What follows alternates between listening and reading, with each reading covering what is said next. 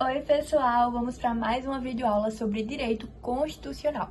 E a videoaula de hoje é sobre os direitos e as garantias fundamentais com foco especial nos direitos e deveres individuais e coletivos. Bom, eu queria fazer uma pergunta aí para quem está assistindo de casa. Você já se perguntou quais são os seus direitos garantidos como cidadão? E além disso, você sabia que muitos desses direitos estão garantidos no famoso artigo 5º da Constituição Federal? Bom, nessa videoaula a gente vai entender e conversar um pouquinho mais sobre isso. Então vamos lá!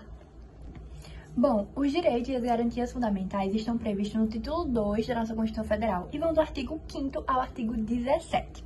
E eles formam a base da nossa vida em sociedade. Esses direitos eles não são apenas princípios teóricos, eles têm aplicação direta e imediata. Isso significa que são exigíveis desde já em qualquer situação.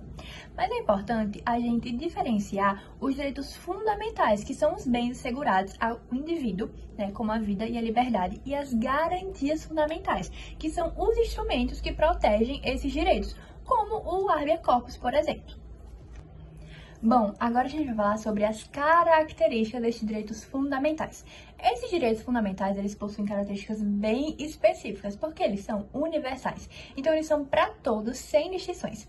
Eles também são irrenunciáveis, então você e nem ninguém pode renunciar deles. Eles também são inalienáveis, então eles não podem ser vendidos nem transferidos.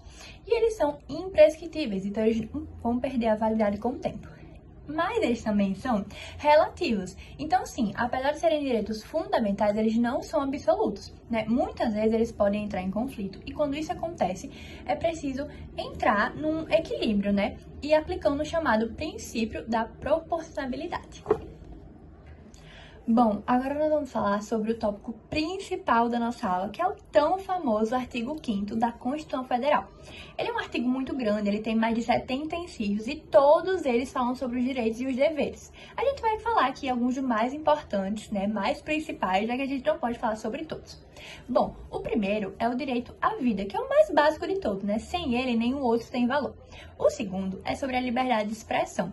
Todos têm o direito de se manifestar livremente, mas com responsabilidade. O terceiro é a liberdade de locomoção. Você pode ir e vir em território nacional. A gente também tem o direito à propriedade, que todos eles podem ter o direito de adquirir uma propriedade desde que cumpram sua função social.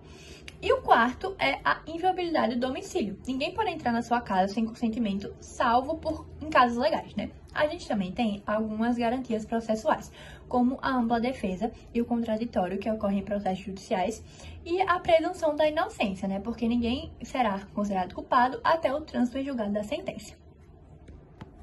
Bom, agora nós vamos falar sobre os direitos coletivos, que são aqueles direitos que falam sobre grupo de pessoas ou uma sociedade como um todo, Bom, um exemplo dele é o direito da reunião. As pessoas elas podem se reunir sem armas, pacificamente, em locais públicos, desde que não atrapalhem outra reunião já marcada. Outro exemplo é o direito da associação. Ninguém é obrigado a ser associado ou a se manter associado. Além disso, a gente tem o direito ao meio ambiente ecologicamente equilibrado, que é um direito coletivo e difuso. Todos têm direito, mas ele não pertence ao indivíduo isoladamente. A gente também pode citar o direito à informação, à saúde, à educação e o acesso à justiça como essas expressões do direito coletivo. Bom, agora, os direitos também vêm acompanhados de deveres, e o artigo 5º também trata sobre isso. Então, a gente tem o dever de respeitar a lei, o dever de não prejudicar o próximo no exercício da sua liberdade, o dever de participar da sua vida democrática, votando e fiscalizando os representantes. Então, um exemplo disso é o direito de liberdade. Você pode se manifestar, mas também você tem um dever de não incitar o ódio ou a violência. Agora, você já se perguntou de onde vêm esses direitos? Por que eles estão na Constituição? A resposta está na história das ideias políticas, especialmente no embate entre o liberalismo e o socialismo.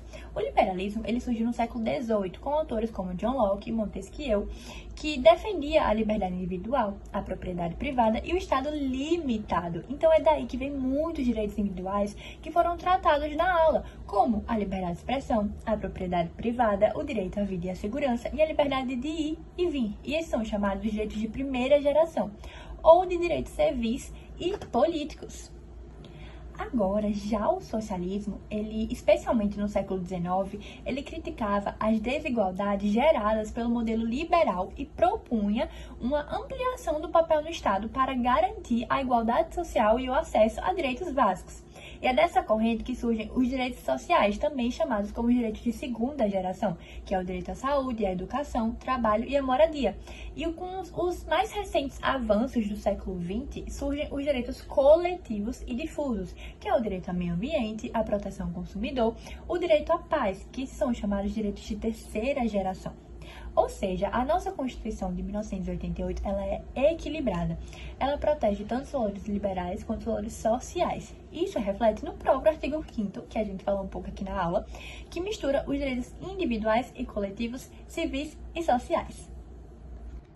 Bom, no geral, gente, o que a gente pode trazer para a videoaula de hoje é que o artigo 5º, ele traz sobre os direitos e deveres individuais e coletivos, como já tratado no começo da aula. E esses direitos, eles são essenciais para uma vida em sociedade, mas eles não são absolutos.